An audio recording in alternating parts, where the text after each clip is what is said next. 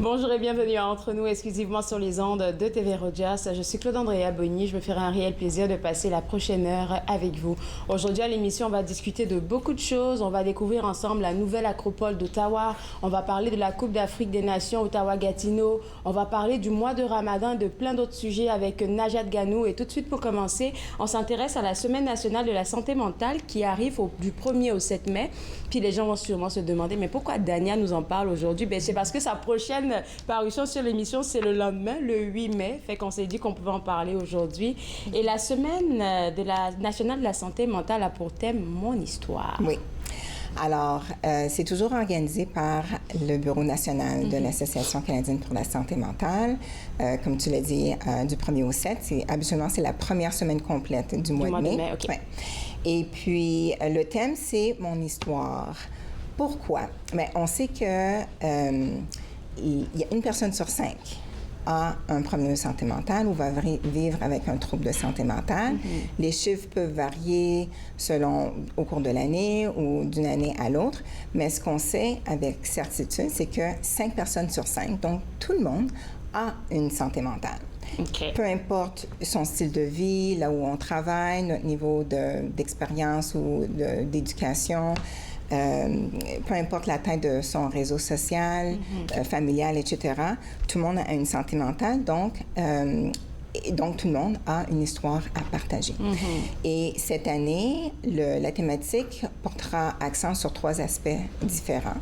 Donc, la première sera sur les programmes communautaires de santé mentale et les gens qui y œuvrent et ceux qui reçoivent ces services-là. Okay? Aussi, le deuxième aspect sera mis sur, on va souligner l'importance de rendre les services et les soins de santé mentale universels, plutôt les services, de manière universelle. Ce qui sous-entend? Ce qui sous-entend qu'au Canada, notre système de soins de santé n'a pas été conçu avec la santé mentale à part entière, de manière intégrale. L'accent est plutôt mis sur les soins en santé physique. Donc, ce qu'on sait, c'est que les pays qui ont soit intégré la santé mentale à prime abord ou ont modernisé leur système de soins de santé avec la santé mentale, les services de santé mentale, les gens se rétablissent plus efficacement, plus rapidement. L'accessibilité est plus facile en termes des soins de service. Puis, ce qui fait que les programmes sont plus préventifs, sont offerts de manière proactive au lieu d'être plus réactifs. Réactifs. Il y a une question là, parce que tu as parlé du fait qu'une personne sur 5 va vivre un problème de santé mentale, mais 5 personnes sur 5 ont une santé mentale. Donc, tout le monde a une santé mentale. Et c'est là que j'ai envie qu'on rappelle, comme on le fait souvent, qu'il y a une différence entre la santé mentale et la maladie mentale. Parce que les gens ont souvent tendance à comme... Oui. Alors, la maladie mentale ou un trouble de santé mentale indique qu'il y a un diagnostic qui a été établi selon les évaluations médicales, etc., soit en matière psychiatrique ou à travers notre médecin de famille ou un psychologue ou les autres spécialistes en santé mentale qui peuvent porter un diagnostic, tandis que la santé mentale, c'est la santé, point. La santé à part entière est plus globale, plus holistique. Donc, il y a l'aspect émotionnel, physique, santé mentale aussi qui existe. Donc, puis ce qu'on sait aussi, c'est qu'en matière de santé mentale, on n'a pas besoin d'avoir un diagnostic pour éprouver de la difficulté à gérer notre santé mentale. Et quand on parle de ça, ça ne veut pas dire qu'une personne qui a des problèmes de santé mentale qui peuvent se définir, on en a déjà parlé, je pense, par de l'anxiété à certaines périodes. Ça ne veut pas dire que directement, parce que tu as plusieurs saisons d'anxiété, que tu as une maladie mentale. Non, exactement. Surtout lorsque les gens ont plusieurs moyens qu'ils ont appris à surmonter leurs difficultés. Des fois, selon la saison, selon le type de difficulté, les événements nous dépassent, donc on a besoin d'aide additionnelle. Mais cette résilience-là ne requiert pas d'avoir un diagnostic spécifique pour pouvoir se rétablir. Et sur le site web de l'Association canadienne pour la santé mentale, il y a des outils gratuits disponibles pour les gens qui ont ces phases-là pour pouvoir les aider. Alors, tu as dit que la Semaine nationale de la santé mentale, c'est la première semaine du mois de mai, du 1er au 7 mai, et le thème que vous avez choisi, c'est Mon histoire.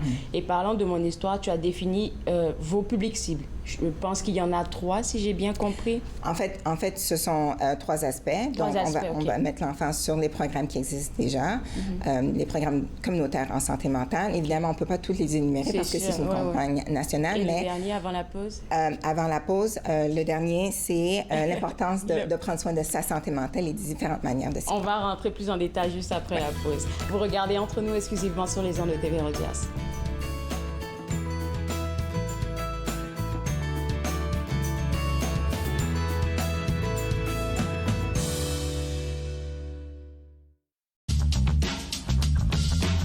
Cette émission est présentée par Télé-Élan. Vous êtes enfin aux commandes. Pour en savoir plus, visitez rogers.com.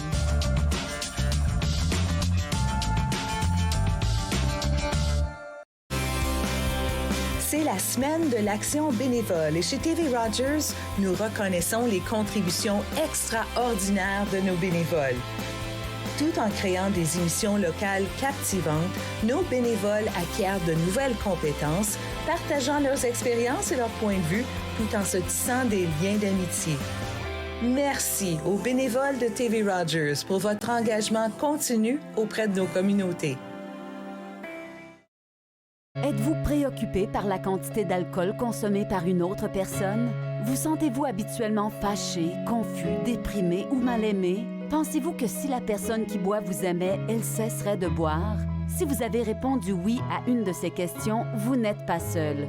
Toutes les personnes qui se sentent emprisonnées par l'alcool ne sont pas des alcooliques. Les familles et les amis souffrent aussi. Alanon ou Alatine peut vous aider. 1-888-4-ALANON ou visitez alanon.org. À la prochaine émission, nous abordons le sujet des divorces et séparations et l'impact qu'ils ont chez les enfants. Et Jamila va nous partager des très bons conseils et des très bonnes ressources. La réalité de la parentalité, dimanche 19h sur TV Rogers.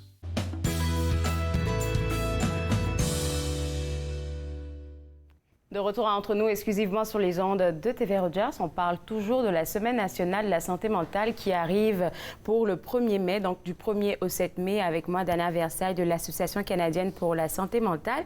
Et Dania, tu parlais de 3 groupes. Oui, 3 aspects. 3 aspects. J'ai oublié ce terme, aspect, juste les aspects. 3 aspects de cette Semaine nationale de la santé mentale. Donc, le premier, on a parlé des... Ce sont les programmes communautaires qui existent et les gens qui y œuvrent. Le deuxième parlera de l'importance de rendre les services de santé mentale universels. Puis le troisième aspect portera sur l'importance de prendre soin de sa santé mentale et les différentes manières de s'y prendre, parce que c'est pas tout le monde qui est à l'aise à prendre la parole et à partager. Et pourquoi mon histoire? Pourquoi nos histoires?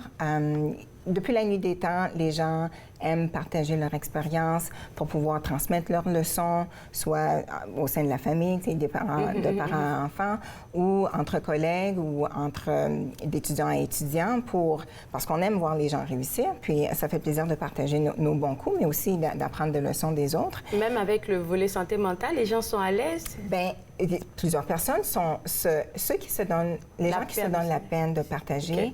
Deviennent de plus en plus à l'aise à le faire. Super. Moi, bon, c'est un petit peu biaisé de faire la profession que je fais. C'est ça que j'allais dire, pas ton exemple. Les gens sont plus confortables à partager des choses, mais pour te dire, en vérité, les gens partagent à des moments comment? Pas prévus, inopinés, comme imprévus, exactement. Les gens peuvent partager en avion, en train, en autobus, dans la ligne, dans une file d'attente ou bien un espace d'attente. Ils peuvent partager entre 2 rencontres. Ils peuvent partager sur un banc, sur un terrain de jeu. Et les gens aiment partager parce que ça soulage. Ça brise l'isolement et ça fait les gens réaliser qu'ils ne sont pas seuls à vivre des difficultés. C'est ça. Souvent, les gens se présente avec une façade, un masque, toujours avec le sourire. Mais qu'est-ce qui se cache derrière? On ne sait jamais. Donc, un exemple d'une histoire qui pourrait être partagée lors de la campagne, c'est une jeune dame de 25-26 ans qui a bénéficié des services qu'on lui a offerts ici localement. Et cette dame a repris ses études, sécurisé son logement. Maintenant, parce qu'elle a gradué, elle travaille en santé mentale communautaire et elle redonne ce qu'elle a reçu en échange auprès des jeunes. Donc ça, c'est des histoires qui font du bien à partager. Et quand tu parles de ça, ça me fait penser à une histoire personnelle que j'ai eu à vivre, je pense, il y a 2 mois en arrière. Tu parles de partager son histoire, mais en même temps, il faudrait que les personnes qui sont censées écouter les histoires des autres soient aussi outillées à écouter la personne. Je pense qu'on a déjà fait une thématique là-dessus, comme comment écouter une personne qui vit une période difficile, exactement. Oui. Puis moi, ça m'est arrivé là 2-3 mois en arrière qu'un ami me dise ça va pas au travail. Il commence à devenir stressé, il est anxieux. Puis directement là, tout ce qui m'est venu en tête, c'est vraiment de lui parler avec des paroles d'affirmation. Mais en un laps de 10 jours là, chaque matin, il recevait un message de moi avec le décalage. Je dirais oui, ça va bien aller, ta. Puis en moins de 10 jours là, il était correct. Là, il dit tu sais quoi, je vais pas prendre le stress du travail pour le mettre sur moi. Puis j'ai vu que j'avais fait une différence quelque part. Exactement. C'est un très bel exemple. Il faut se donner la peine de comprendre que quand les gens partagent de leur histoire, leur vulnérabilité, c'est pas nécessaire de leur amener des solutions. Souvent, ils ont les propres solutions. J'ai travaillé fort dessus. Exactement. Mais il faut apprendre à écouter. Écouter et les laisser déverser leur trop-plein émotionnel.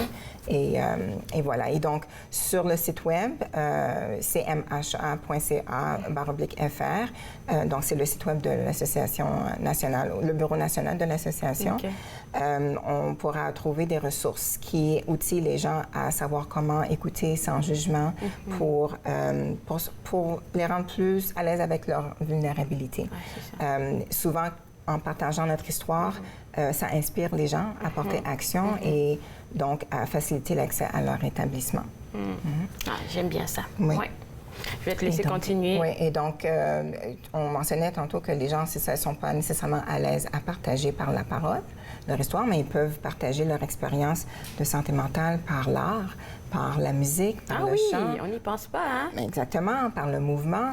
Des fois, c'est au niveau de son engagement, soit au niveau individuel ou communautaire pour s'engager auprès d'un groupe qui vont faire des activités, des levées de fonds, de la sensibilisation sur un aspect quelconque de la santé mentale. Ça aussi, c'est un moyen d'exprimer, de partager ses histoires. Donc, au cours de la campagne, les gens vont entendre 7 histoires différentes de gens. De partout au Canada ou c'est vraiment dans notre région? Non, de partout au Canada, parce que c'est une campagne nationale. Mais aussi, sur le site web, ils auront les outils pour pouvoir eux-mêmes partager leur histoire à leur aise. Et aussi, il y aura une boîte à outils, une trousse à outils pour aider les gens à se ressourcer, à accéder à des conseils pratiques à utiliser pour mieux écouter puis pour mieux aider les gens à passer à travers les moments difficiles. Donc, tu nous as dit maintenant à quoi est-ce qu'on peut s'attendre et puis toutes les personnes qui vont participer à une activité, que ce soit une activité communautaire ou bien peu importe, là, vous avez un mot-clic qu'on doit utiliser. Oui. Alors, c'est le hashtag Mon Histoire ou hashtag Mental Health Week pour que les gens puissent se connecter là, durant la semaine. Vu qu'on approche, en fait, même pas qu'on approche, puis je veux même pas faire référence à la semaine de l'action bénévole, mais plutôt parler d'un autre aspect, volet santé mentale. Tu parlais de l'accessibilité des services, qui soient universels et tout, avec notre population qui devient de plus en plus multiculturelle. Est-ce que tu penses que nos experts sont assez formés pour cette population-là qui est diverse? Alors, ce que les années récentes nous ont démontré, c'est... Je suis désolée, mais je pense que c'est une question que, on peut se comprendre. Oui. Les dernières années ont démontré, évidemment, qu'il y a une grande lacune en cette matière. Donc, les gens c'est important que les gens s'éduquent, s'informent et aillent consulter les gens qui proviennent de différentes communautés ethniques que la nôtre pour pouvoir mieux les aider. Certains ont des manières différentes à exprimer leur difficulté en santé mentale. D'autres ont des traditions, des comportements. Tabous même. Et aussi, oui, démystifier les tabous qui peuvent exister là au sein des communautés. Très important de s'éduquer. Alors, toutes les ressources, je suppose que vous faites un gros travail là-dessus pour que ces ressources-là soient accessibles à tous. Merci beaucoup, Dania. On va se parler le 8 mai sûrement avec un autre sujet. Pourquoi pas faire un retour sur la Semaine nationale de la santé mentale, vu que tu viens le 8 mai. Fait qu'on pourrait faire un retour et puis parler d'un autre sujet qui est pertinent. Merci beaucoup, bonne semaine. Et puis pour vous autres à la maison, pour avoir des informations sur l'Association canadienne pour la santé mentale, www, c'est Ottawa CMHA. Ça, c'est notre site web. OK, donc celui de Ottawa, on va rester à Ottawa. www.ottawacmha.ca ou bien le site web de l'Association canadienne pour la santé mentale. Donc, niveau national, c'est www.cmha.ca/FR. Un troisième site web que j'aimerais partager avec vous, il concerne la Semaine nationale de la santé mentale. Je pense qu'on l'a à l'écran normalement. www.mentalhealthweek.ca/FR pour le volet francophone. On va prendre une pause et juste après la pause, on va s'informer sur ce que c'est que vraiment le Ramadan. Moi, j'ai aucune idée. On fait juste le célébrer, mais on ne sait pas qu'est-ce que c'est. On va en parler avec Najat Ganou. Vous regardez Entre nous, exclusivement sur les ondes de TV Rogers.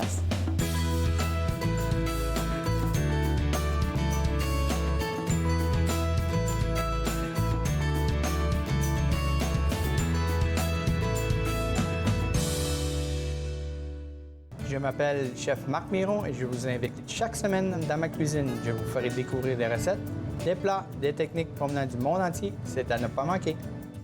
Passion Cuisine, lundi 13h30 sur TV Rogers. Il est question de partage et d'entraide, d'action et d'appartenance. De profiter pleinement de la vie et de rire aux éclats. Nous sommes l'Arche Canada. Nous admirons et partageons tout ce que les gens ont à offrir. Découvrez qui nous sommes dès aujourd'hui. Mettons que ma jeunesse n'était pas sans drogue. Je dis quoi, mon ado? J'aimerais qu'il vive sa jeunesse sans avoir peur de me parler de drogue.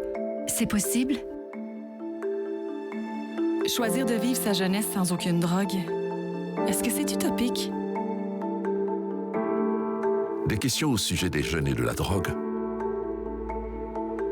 Jeunesse sans drogue Canada. Pour vous qui pensez ne pas pouvoir bouger, regardez l'émission Restez actif pour la santé avec moi, Joanne Sheridan, tous les jours sur les ondes de TV Rogers. Restez actif pour la santé, en semaine 9 et 16 heures sur TV Rogers.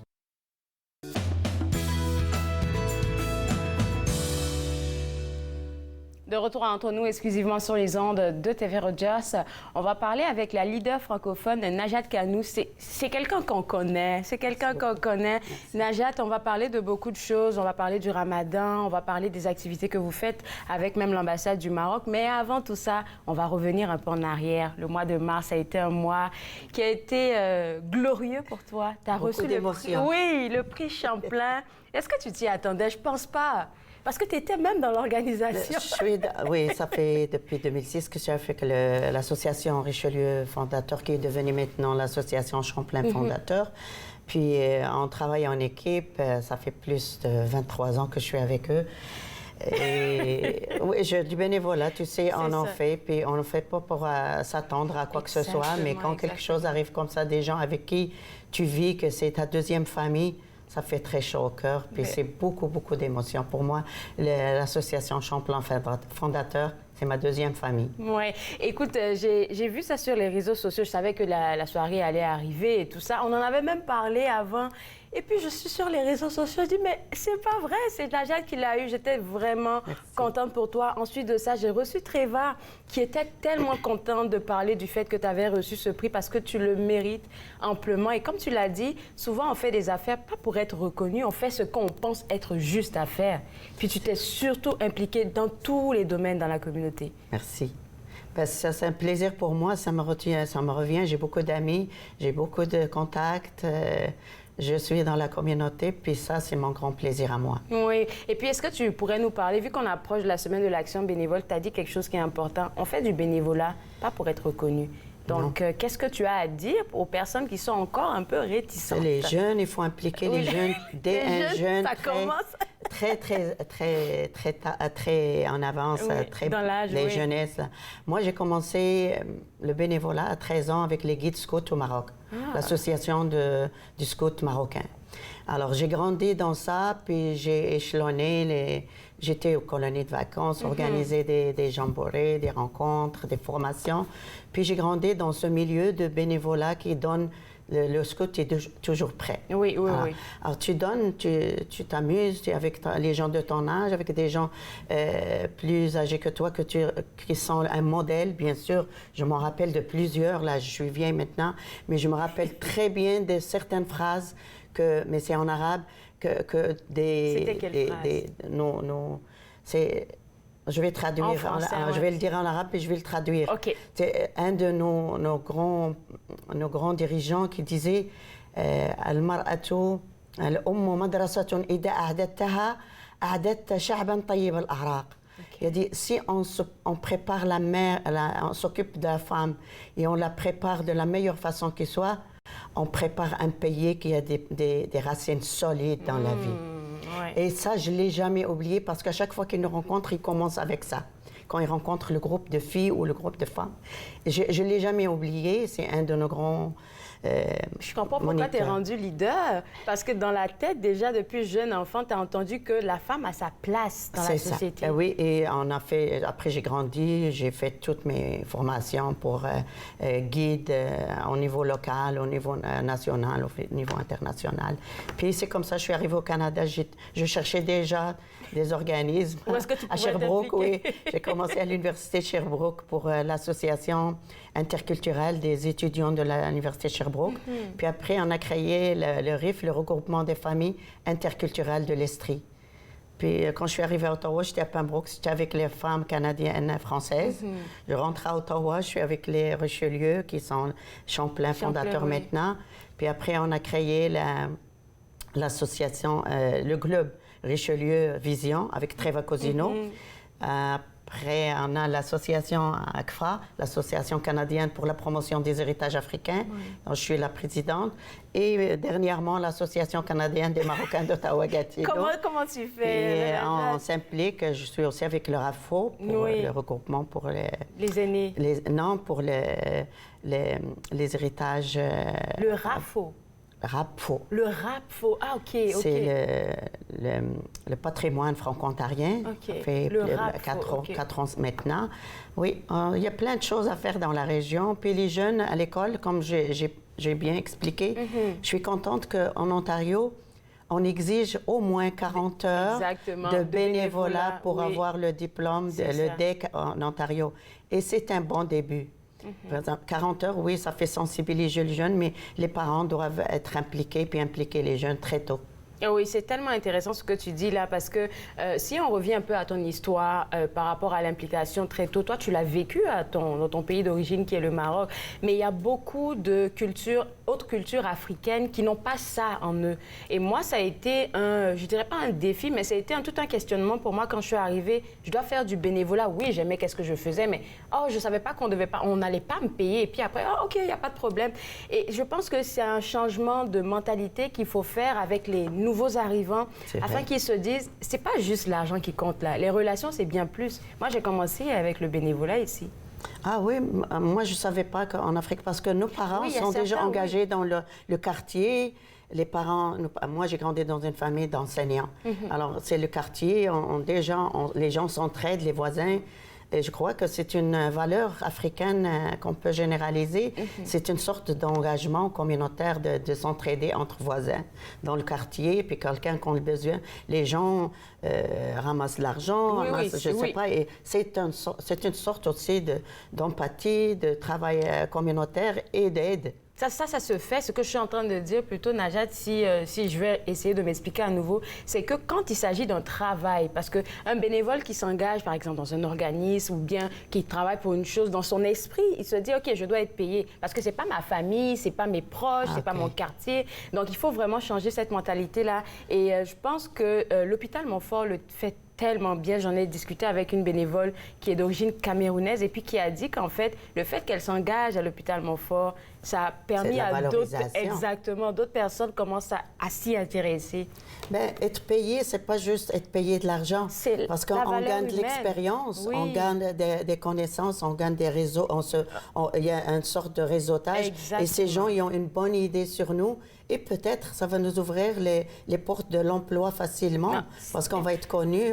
Moi, le bénévolat ici au Canada m'a beaucoup aidé et m'a ouvert les portes du travail et les portes. Vraiment, le bénévolat était très bénéfique pour moi. Ben, exactement le message que j'ai envie de passer aussi. Et puis, tu parlais aussi d'inclure les jeunes assez tôt. Moi, je veux faire un petit coucou à Katima Loaya. À chaque fois qu'elle est dans un événement, ses enfants sont là en train de travailler avec elle. Katima, je lui passe le bonjour aujourd'hui. Elle est engagée à 100% pour la communauté en général. Elle est avec nous à l'Association canadienne pour les Marocains d'Ottawa-Gatineau. Elle a été membre choisie par le CPO pour organiser le Gala de la francophonie avec nous. J'oublierai pas Mme Treva Cosino, qui est mon modèle. Je peux dire tous les mots bons pour Mme Cosino. C'est vrai. Oui, Katima est engagée partout aussi. Puis c'est un très bon modèle pour la femme voilée, pour la femme musulmane, qui a aucun tabou. Aucun tabou, il est engagé avec tout le monde. Mais en tout cas, franchement, félicitations pour ton prix. Merci. On va faire une pause. Après la pause, on va parler du Ramadan, de qu'est-ce que vous organisez, parce que vous faites bouger la capitale nationale. Là. Je le vois sur les réseaux sociaux, mais je vois toujours plus tard. Ça me fait tellement mal. Mais restez avec moi, on va en parler juste après la pause. On va parler du Ramadan. Vous regardez Entre nous, exclusivement sur les ondes de TV Rogers.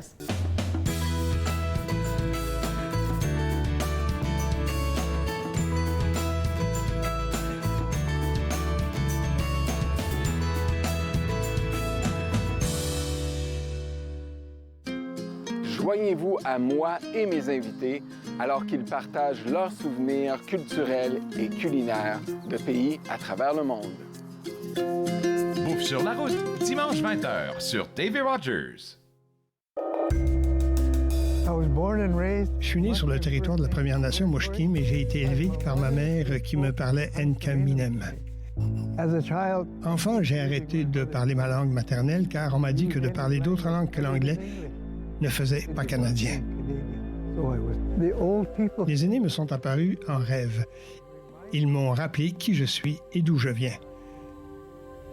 Je me suis alors réveillé. Mes racines sont solides et je ne suis plus un locuteur silencieux. Ma langue révèle mes origines, me définit et me guide pour montrer et expliquer notre culture et nos traditions. C'est un cadeau pour les gens d'aujourd'hui et la génération à venir. Ce qui était perdu est retrouvé. Ce qui était endormi est réveillé. Mon sang est ici et je suis complet. J'ai renoué avec mes origines. Ici Jean-Marie Vianney. À chaque semaine, je vous ferai découvrir des personnalités provenant de différents milieux. Ils vous exposeront leur point de vue sur de nombreuses facettes du multiculturalisme dans notre région. Vivre ensemble, lundi 19h sur TV Rogers.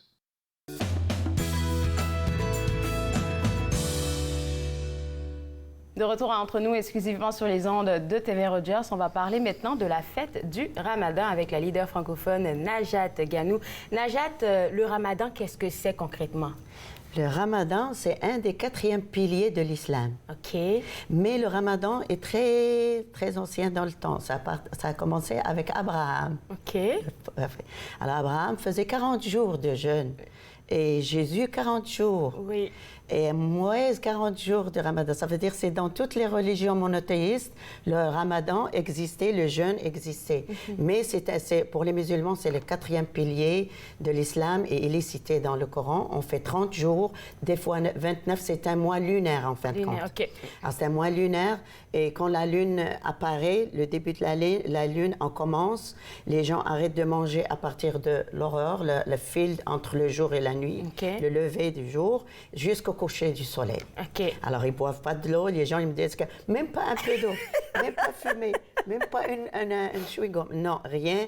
Du lever de l'aurore jusqu'au coucher du soleil. C'est un mois de pénitence. C'est bon. Les gens le font, premièrement, c'est quoi le but derrière le mois de Ramadan, en fin de compte? C'est de sentir la faim pour avoir de l'empathie avec ceux qui n'ont rien mangé et partager. Premièrement. C'est un mois de partage. Deuxièmement, c'est un lien avec la santé, parce que maintenant, regarde, avec toutes les recherches médicinales, même les médecins ici, dans les pays occidentaux, commencent à mettre le jeûne intermittent, le jeûne intercoupé, le jeûne... Alors, c'est bon pour la santé. Alors, on donne comme un break pour la santé pour une fois par an, comme tu fais le vidange. C'est ça.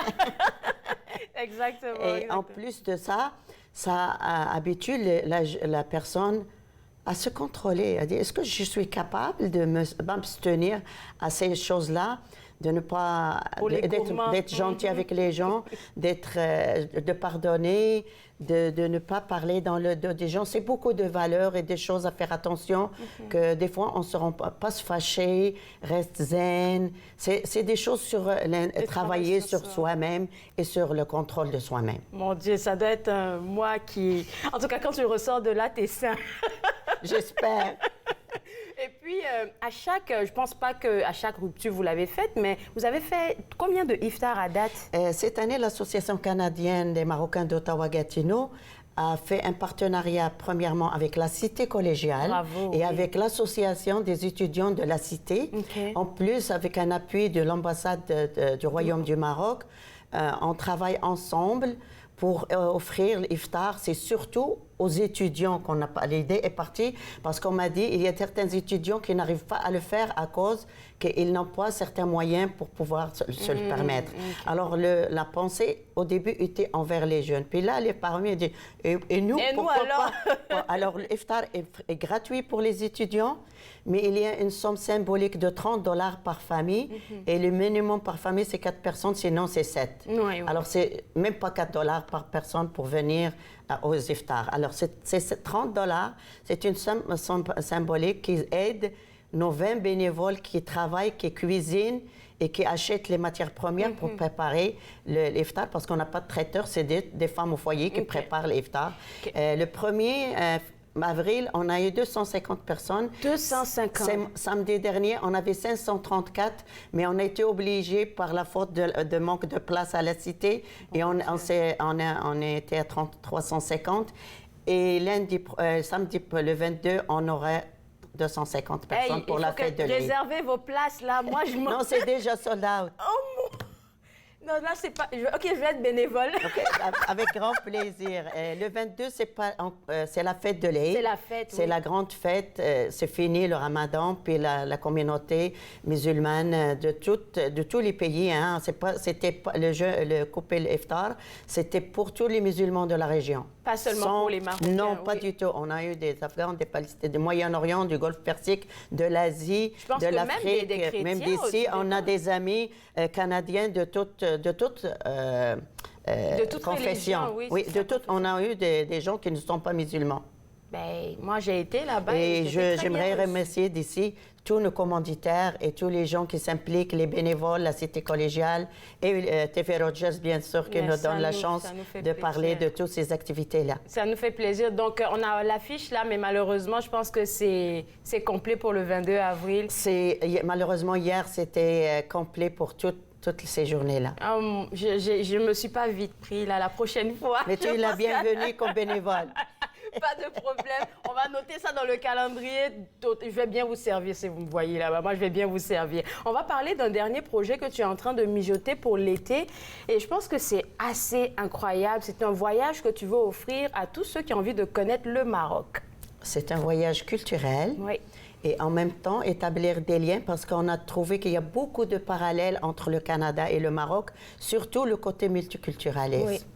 Alors, il y a beaucoup de tolérance. Vous savez que quand les Juifs étaient chassés de partout dans le monde, le seul pays qui les a accueillis, c'était le Maroc.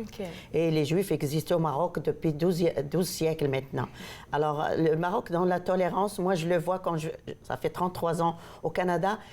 j'ai ce sentiment que cette tolérance qu'on a ici au Canada, on l'a au Maroc. C'est toutes les religions cohabitent dans la paix depuis des siècles et tout le monde est un être humain et tout le monde on se comporte avec le comportement de la personne, avec ce qu'il vaut, puis sans regarder d'où il vient et c'est quoi ses croyances ou sa racine ou son pays d'origine. Bravo, bravo, bravo. Alors, voyage... Il va nous rester juste 45 secondes pour le voyage. Le voyage, c'est un voyage culturel ouvert à tout le monde.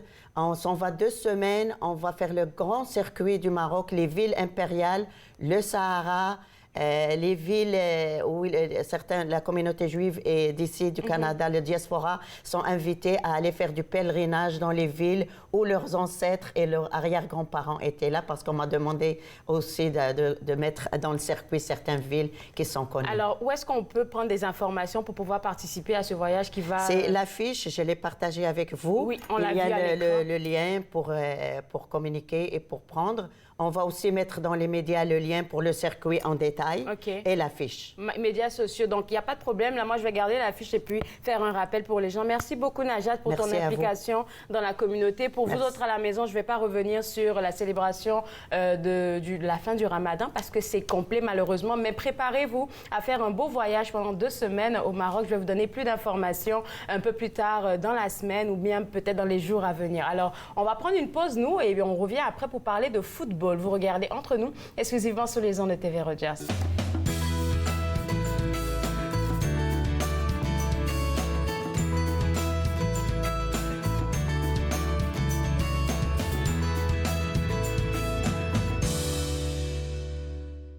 Pour vous qui pensez ne pas pouvoir bouger, regardez l'émission Restez actif pour la santé avec moi, Joanne Sheridan, tous les jours sur les ondes de TV Rogers. Restez actifs pour la santé, en semaine, 9 et 16 heures, sur TV Rogers.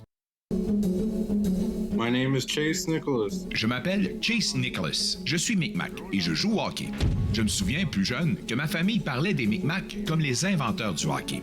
En première année du secondaire, j'ai fait une recherche sur les bâtons de hockey des Micmacs, qui sont également les premiers bâtons de la LNH. J'en ai trouvé un fabriqué en 1917, l'année de la création de la LNH. J'ai été surpris d'apprendre que le bâton que je tenais avait été fabriqué par mon arrière-arrière-grand-père, Alexander Cope. En 1934, un aîné connu sous le nom de Old Joe Cope a écrit une lettre au Chronicle Herald de Halifax dans laquelle il affirmait que les Micmacs avaient inventé le hockey. Plus tard, j'ai découvert que je suis un descendant en ligne directe de Old Joe Cope. Il fut un temps où les enfants de ce peuple étaient arrachés à leur famille et n'avaient pas le droit de parler leur langue, perdant ainsi leurs mots et leur histoire. Mais à présent, on se réapproprie notre histoire. Lorsque je saute sur l'Atlas, je suis fier de savoir que mes ancêtres et les Micmacs sont à l'origine du hockey. Très heureuse, Nathan Parle est de retour en studio, en présentiel pour la 22e saison. Je reçois toutes sortes d'invités. Soyez là, au rendez-vous à chaque semaine. Nathan Parle, mercredi 19h sur TV Rogers.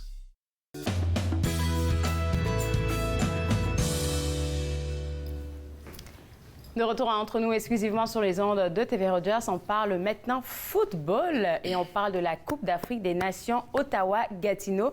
Un événement qui a fait bouger la capitale nationale l'été précédent. Avec moi, Kevin Lévry et aussi Auguste Bailly vous êtes 3 en fait, qui avez monté ce projet-là qui a été très bien reçu, je pense, parce que j'y ai participé à plusieurs fois. Est-ce qu'on pourrait revenir sur la naissance de la CAN Gâteau? Je sais pas. Oui. Ben, tout d'abord, pour la naissance de la CAN Gâteau, comment c'est venu? Je vais commencer, Gus va m'appuyer. C'est parti déjà d'un truc qu'on a eu en commun. OK. Nous deux ensemble. En tant que joueur de football à la base, on est joueur avant d'être organisateur. Mais on est devenu organisateur par défaut, par dépit. C'était mal pour un bien parce que dans le fond, nous deux, on a eu une même blessure. On a eu ça, je ne savais pas. Vraiment, c'est de là c'est venu. On a eu une même blessure au genou.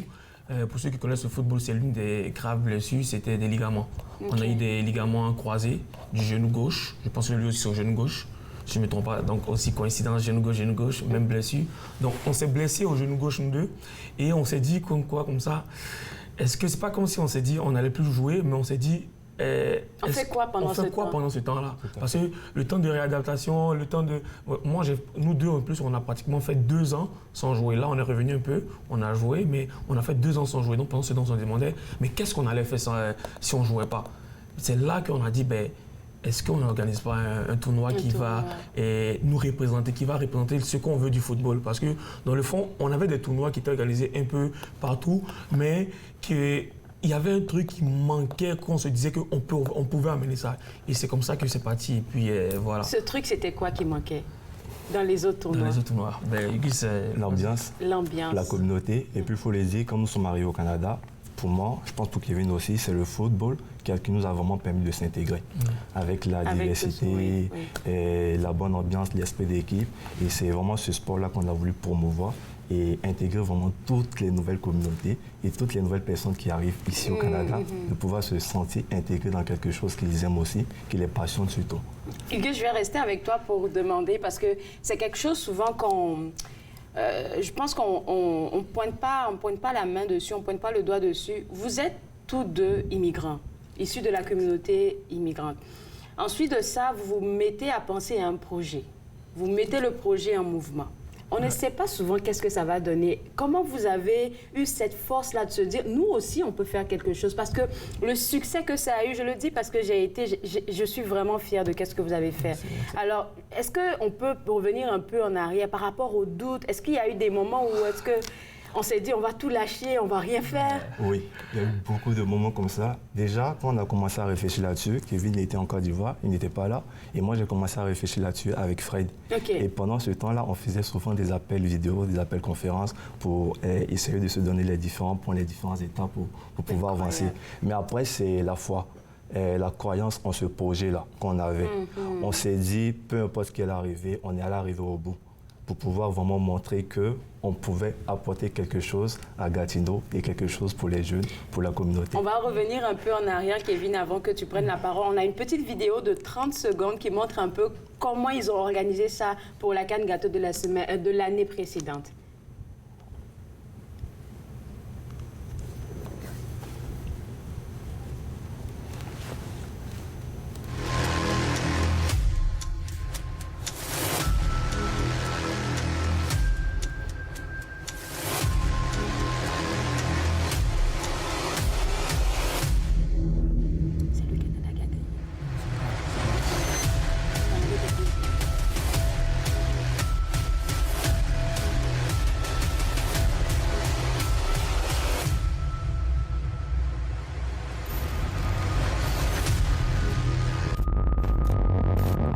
La prochaine CAN Gâteau, la 2e édition, félicitations, elle va commencer très bientôt. Je pense que vous appelez les équipes à venir se présenter. L'année précédente, on a eu combien d'équipes qui se sont présentées et de combien de pays? L'année précédente, on a eu 12 équipes qui se sont présentées de 11 pays, on va dire, parce qu'il y avait un pays qui s'appelait les Restes du Monde, qui regroupait à peu près toutes les personnes issues de plusieurs pays.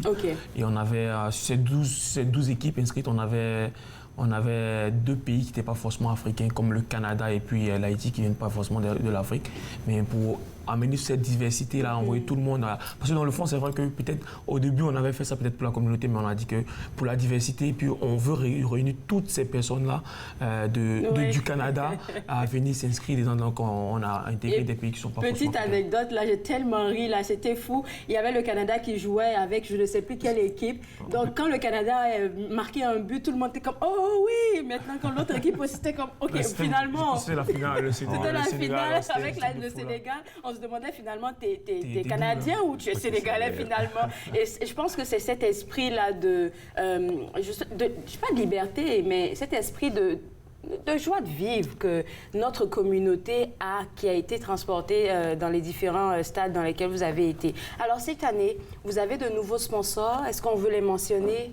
Oui, cette année, on a Desjardins, mais pas seulement une caisse Desjardins. On a 3 caisses, c'est-à-dire Desjardins, la caisse de Elmer, la caisse de Gatineau et la caisse d'Ontario. En plus de cela, on a le collège La Cité qui nous soutient. Bravo. Et on a 4 nouvelles équipes qui s'ajoutent, en plus des 12 de l'année passée, et qui n'étaient pas là l'année passée. C'est ça, parce que ça, on a dit que, vu l'engouement que ça a mis, ça a suscité d'autres pays qui n'étaient pas forcément l'année passée. Et on a eu tellement de demandes qu'on s'est dit, on va passer à 16, parce que l'année passée, comme on a dit, on était 12 équipes. Et là, on a dit, on va passer à 16 équipes pour intégrer plusieurs nouvelles équipes, plusieurs nouveaux pays, parce que vraiment, c'est en attente, comme je dis. Et même à la fin de l'année dernière, il y a des pays qui nous contactaient pour dire qu'on a commencé à s'entraîner pour l'année prochaine. Donc, l'engouement était énorme là. Donc, on sait que cette année aussi, ça va, par la grâce de Dieu, comme on le dit, ça va faire encore la même chose. On espère parce que c'était vraiment quelque chose de grand. Oui, c'est sûr. Vous avez même remporté un prix, là, vite fait, pour le meilleur événement, je pense, de l'année. C'était en quel mois déjà? En août.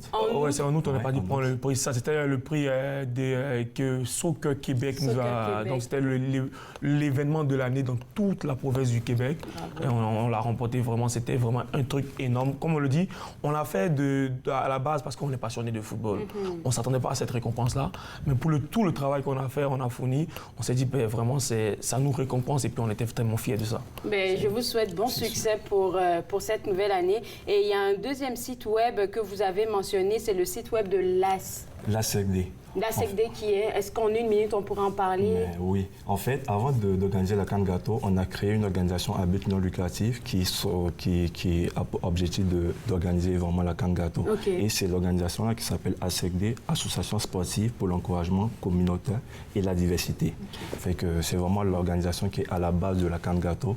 Donc, nous sommes 3, Kevin, moi et Fred Joël qui est absent, à qui je fais un coucou. C'est ça, et puis c'est ça. Donc l'ASECD, c'est sur le site de l'ASECD qu'on pourrait voir nos différents, et aussi sur la page Instagram et Facebook, mais sur le site de l'ASECD qu'on pourrait s'inscrire, toutes les informations pour la deuxième édition, inscrire là-bas et tout. Vraiment, c'est là-bas que tout va se passer. Félicitations encore les gars, merci d'être passés sur le plateau et puis on se retrouve du 1er au 30 juillet pour la CAN Gâteau. Alors pour vous autres à la maison, toutes les informations pour cet événement phare de la communauté d'Ottawa-Gatineau, ça sera sur le site web www.asecd.ca. Je pense que le site web est à l'écran en ce moment, www.asecd.ca. C'est sur ce site web-là que vous allez avoir toutes les informations pour la deuxième édition de la CAN Gâteau. On va prendre une pause et juste après la pause, on va découvrir ensemble ce que c'est que la nouvelle Acropole d'Ottawa. Vous regardez Entre nous, exclusivement sur les ondes de TV Rogers.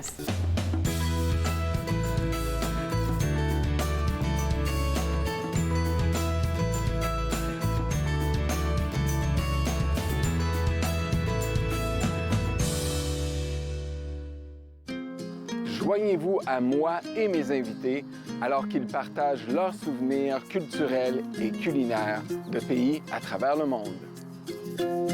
Bouffe sur la route, dimanche 20h sur TV Rogers. Bonjour, je m'appelle Michel Prévost, je suis un historien et archiviste, président de la Société d'histoire de l'Outaouais et j'ai le plaisir, avec les émissions Promenade dans le temps, de vous faire découvrir le riche patrimoine d'Ottawa, de Gatineau, de l'Est ontarien et de l'Outaouais. Ces émissions ont pour but de vous faire connaître notre patrimoine et le valoriser. Promenade dans le temps. Mardi 19h30 sur TV Rogers. L'industrie canadienne du cinéma et de la télévision a besoin d'une main-d'œuvre plus diversifiée, qui offre plus de possibilités aux personnes noires, autochtones et de couleur. Embaucherdiversité.com est là pour ça. Que vous soyez débutant ou expérimenté dans le métier ou à la recherche de talent, Embaucherdiversité.com vous connecte avec les bonnes personnes, du scénario au développement et de la production à la commercialisation en passant par la distribution. Embaucherdiversité.com. Ensemble pour une industrie plus forte.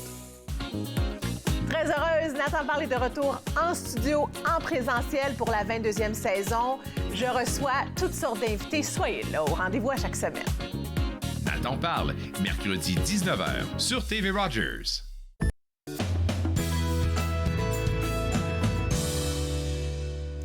De retour entre nous exclusivement sur les ondes de TV Rogers, on parle maintenant, je devrais dire, on découvre la nouvelle Acropole d'Ottawa.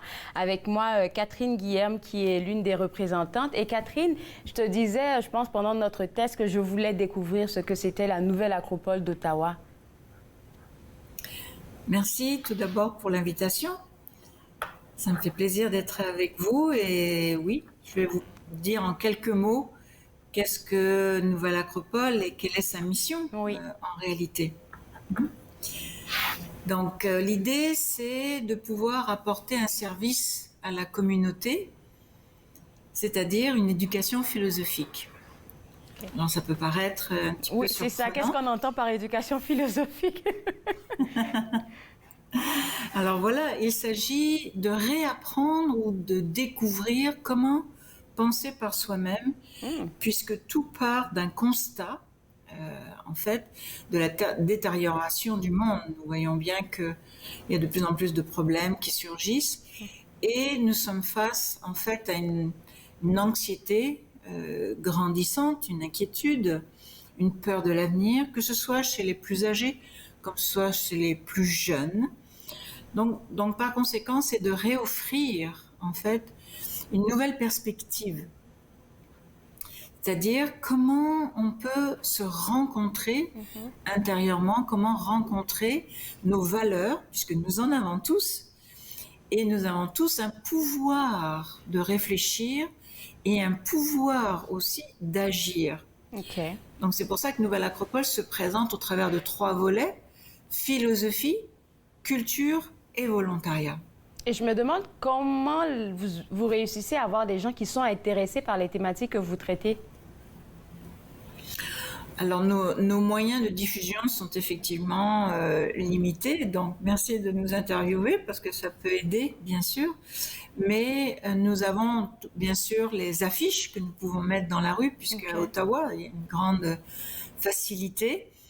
Et bien sûr, tous les médias, les réseaux sociaux peuvent nous aider à faire cela. Et quand on parle de, je vais dire, de discussion philosophique, est-ce que, regardant le public cible que vous avez, surtout dans notre région ici, est-ce que c'est des gens, ce sont des personnes aînées? Est-ce que c'est les jeunes? Est-ce que c'est des personnes, je ne sais pas, de tranche d'âge 30-40, je ne sais pas trop comment on les appelle, mais c'est qui votre public cible en ce moment?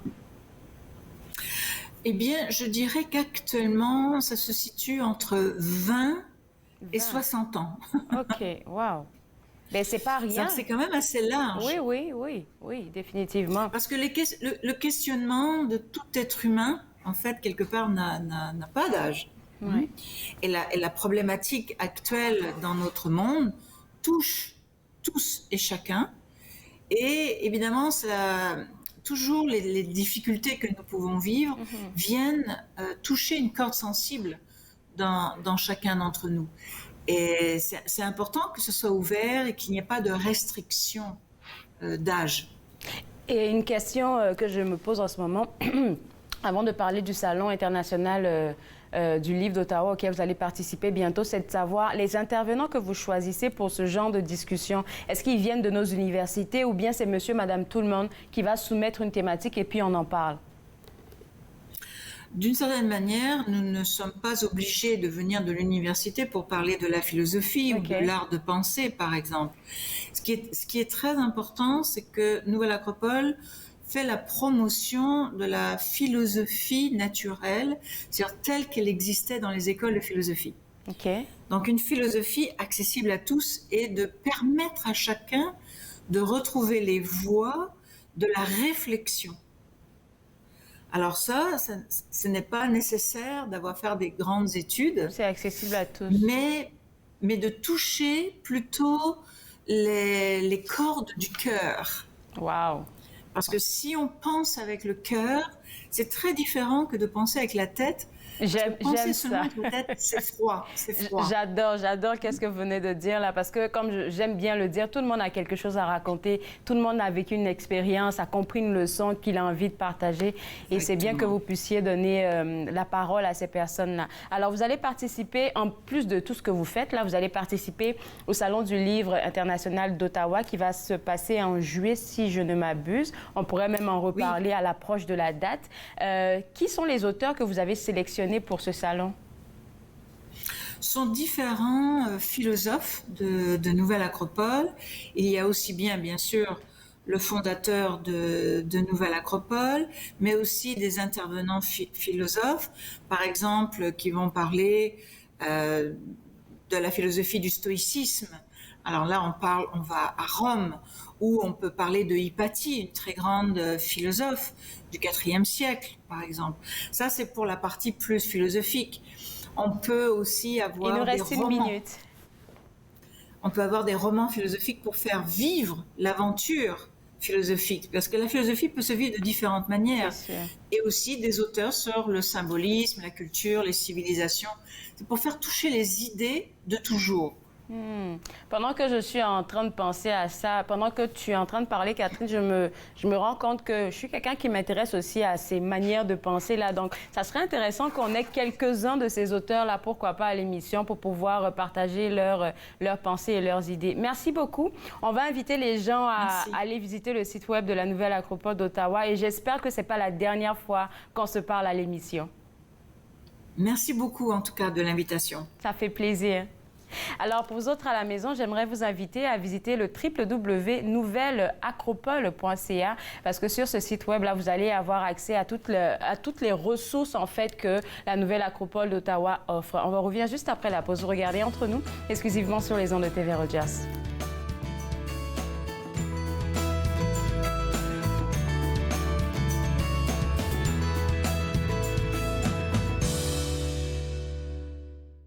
À la prochaine émission, je vous invite à découvrir deux endroits historiques à l'ouest d'Ottawa.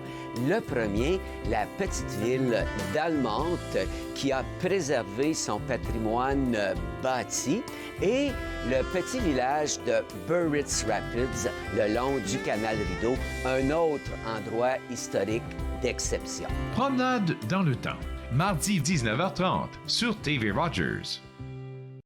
À la prochaine émission de Vivre Ensemble, j'aurai le plaisir de recevoir Yasmine Diamni, étudiante à l'Université d'Ottawa, membre du CA de l'ACFO.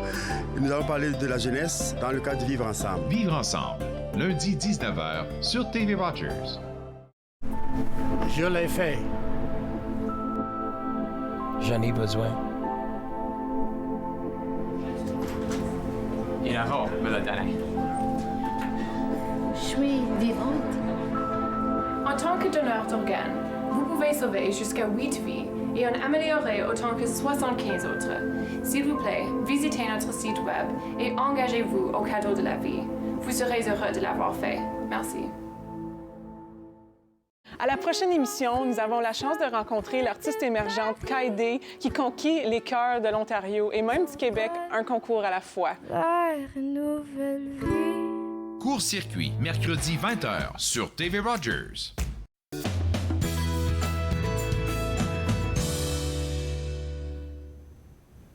De retour entre nous exclusivement sur les ondes de TV Rogers. Quelle émission chargée aujourd'hui. On a parlé de beaucoup de choses, santé mentale, on a parlé du ramadan, on a parlé du iftar, on a parlé de plein d'affaires. Il y a deux choses sur lesquelles j'ai envie de revenir. La première, c'est le voyage organisé par Najat Ganou, que vous connaissez. Alors, c'est un voyage qui va se faire au Maroc du 28 mai au 12 juin, 13 jours, 14 nuits. Pour avoir plus d'informations sur ce voyage-là, vous pouvez lui écrire à Najat Ganou à N1 Ganou. Donc, Ganou s'écrit GHANNOU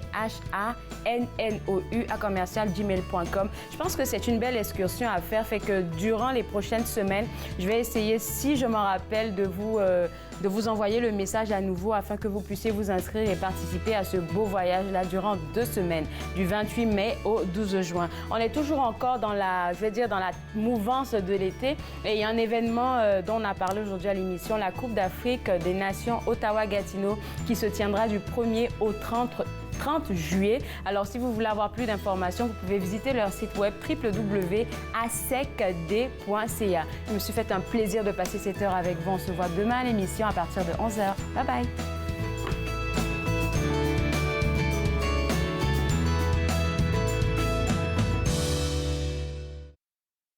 Faites-nous part de vos commentaires en composant le 613-521-2323 par courriel sur Facebook et Twitter.